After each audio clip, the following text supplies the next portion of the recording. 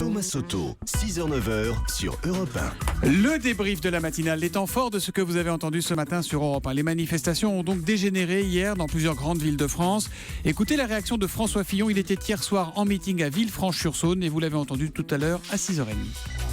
C'est la faiblesse du gouvernement qui génère aujourd'hui ces désordres, cette colère, qui risque de se transformer en une forme de chienlit. Donc il faut vraiment que le gouvernement réagisse. Le ministre de l'Intérieur est un homme que je respecte, mais c'est le président de la République qui est en cause. C'est lui qui doit exercer son autorité de chef de l'État et pour le moment, il ne le fait pas.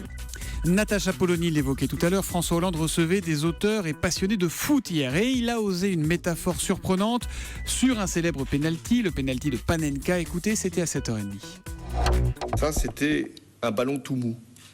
Mais parfois, les mous peuvent atteindre la perfection, la subtilité, l'élégance, la surprise. Courir ne sert pas forcément à grand-chose. C'est le ballon qui doit aller vite. Et je pense que ça mérite une réflexion que je vous laisse à votre disposition. Non, ce n'est pas Nicolas Canteloup, c'est bien François Hollande. Le moutarde et montonné de la France s'amuse Jacques Cameredon sur Twitter avec le hashtag un matin. Une de mes profs disait qu'il faut toujours se méfier des mous car ce sont souvent les plus déterminés. François Hollande n'est pas devenu président de la République par hasard, il a su survivre parmi les squales, écrit Mario, cette fois c'est sur Facebook.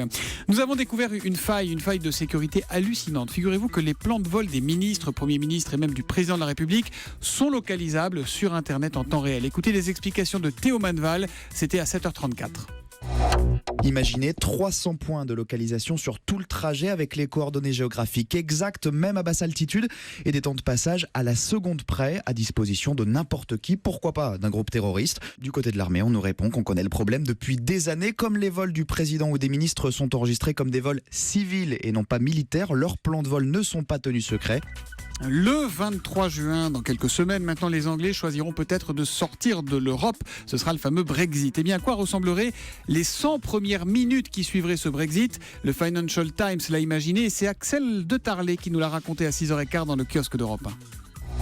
Minute 1, ça commence par une chute de la livre sterling qui s'effondre de 20%. Minute 3, je vous la fais courte, je vous donne pas tout. Chute de la bourse de Londres. Ce serait long. Voilà, chute de la bourse de Londres. Minute 30, c'est là où les Français entrent en scène, puisque l'aéroport Paris-Charles de Gaulle dégaine immédiatement son plan d'urgence Brexit et met en place des files d'attente spéciales pour les Britanniques à l'aéroport, les Britanniques qui voudraient rentrer en France. Donc dans la file résident de l'Union Européenne, on a ajouté, nous, un petit onglet fermé pour les Britanniques. Axel de Tarlet et le kiosque d'Europe 1, c'est tous les matins à 6h15. Jérôme Lacroix nous en parlait lui à 6h10 dans le journal des sports, c'était pour les leftos.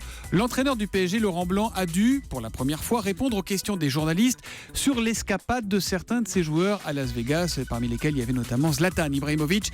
Et c'est un sujet qui l'énerve visiblement l'entraîneur parisien. Je pense rien, je ne commente rien des vacances de mes joueurs. C'est clair ? Ils font ce qu'ils veulent, les joueurs. Quand je donne 3 jours, je n'ai pas à commenter ce que font mes joueurs, quels qu'ils soient. Moi, ce qui m'intéresse, c'est que quand ils reviennent, ils soient motivés pour préparer le match suivant. Point. Alors, voilà. Et puis arrive une nouvelle question sur le sujet, celle qui énerve. Est-ce que vous auriez aimé aller à Las Vegas avec vos joueurs, une petite pool party justement pour préparer ce match de Rennes ? Est-ce que vous auriez aimé ? Merci. Voilà. Et au revoir. Laurent Blanc quitte la conférence de presse. Terminé. Voilà, terminé. Il est rigolo, mais pas toujours. Laurent Blanc. Voilà donc pour le débrief de la matinale.